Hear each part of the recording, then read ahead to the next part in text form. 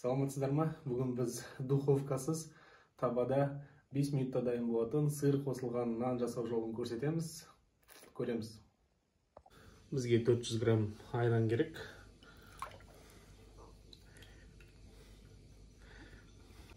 Жирность аздау болса. Және бір жұмыртқа.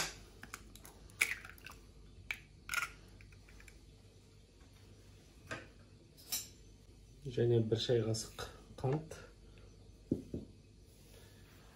Бір шай қасық тұз. Осын жақсылап араластырамыз.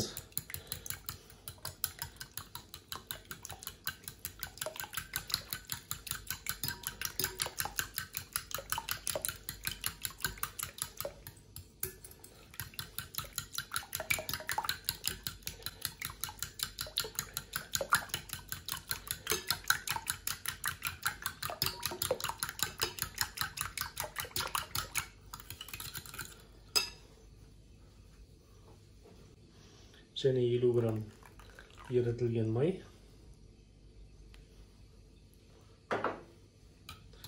Тағы да жақсылап араластырып аламыз.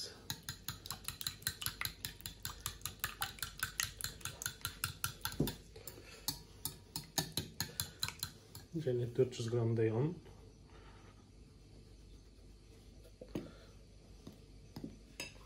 Және бір ас қасық қопсытқыш, яғни разрыхитель қосамыз.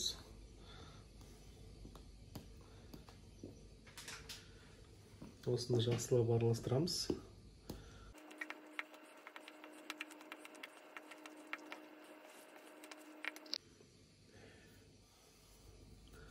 Қасығымызбен араластырып алдық. Енді ары қарай қолмен араластырамыз.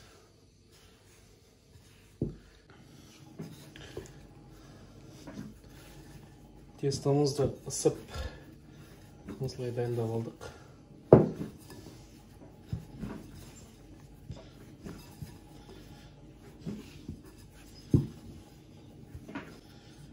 Осылай енді бір 10 минут демала тұрсын. Біз оған дейін начинкасын дайындап алайық. Бізге начинкасына осындай сыр керек. Оны біз осындай күштен өткізіп аламыз.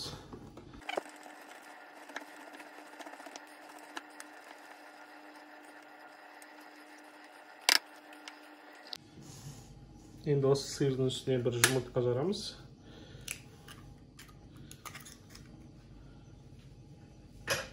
Және аздап тұз.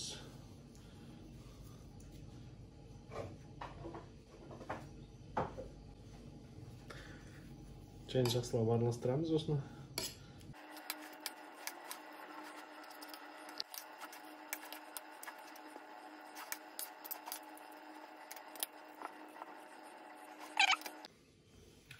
Енді қамырымызды алып, осылай 4 бөлікке бөлеміз.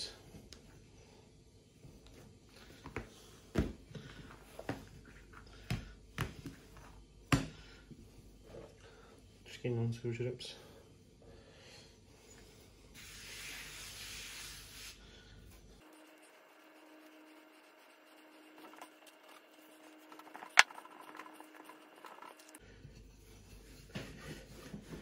Енді осының бір бөлігін алып, осылай жайып аламыз.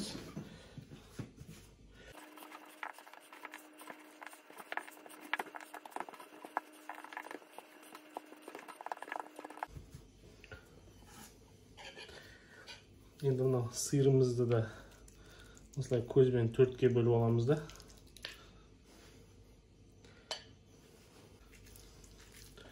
Осылай бір бөлігін домалақтап, осы қамырымыздың ортасына қоямыз өстіп. Және бір шетінен бастап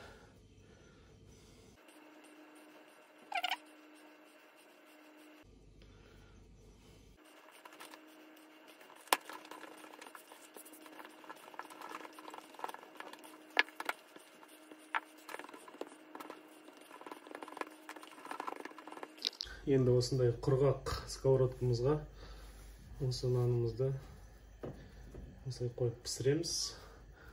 Сковородкамыздың табамыздың астын ақырын отқа қойып, екі жағынан қыздырып пісіріп аламыз. Енді тестамыздың қалған жартысымен айналсамыз. Ол да солай естіп томалатып аламыз да.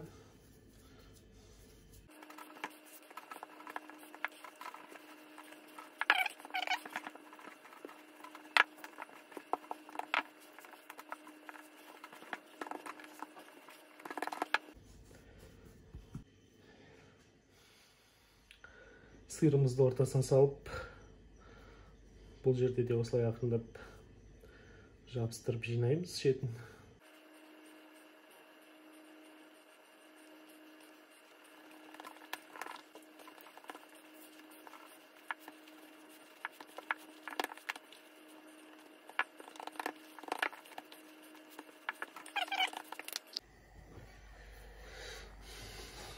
Бір жағынан 10 минуттай пісті, енді екінші жағын айналдырып аламыз.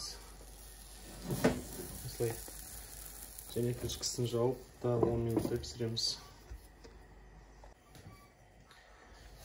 Екінші нанымызды да екінші жағын аударып аламыз. Осылай тағы да 10 минут пісіреміз.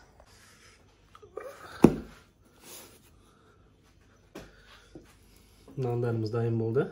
Осылай үстінен ыстықтай сливочный маймен жағып жібітеміз өйстіп.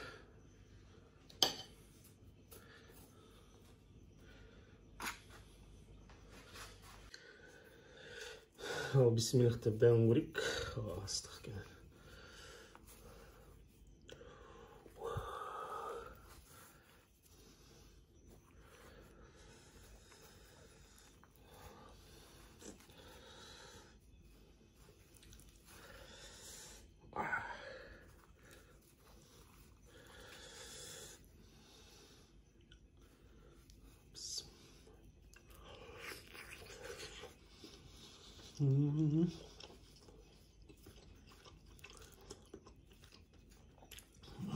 Ешқандай шик емес, піскен. Міндетті түрде жасап көріңіздер. Дәмі келеді. Нанымыз дайын болды. Міндетті түрде жасап көріңіздер. Каналға қосылып лайк басып комментарий жазамыз. Сау болыңыздар.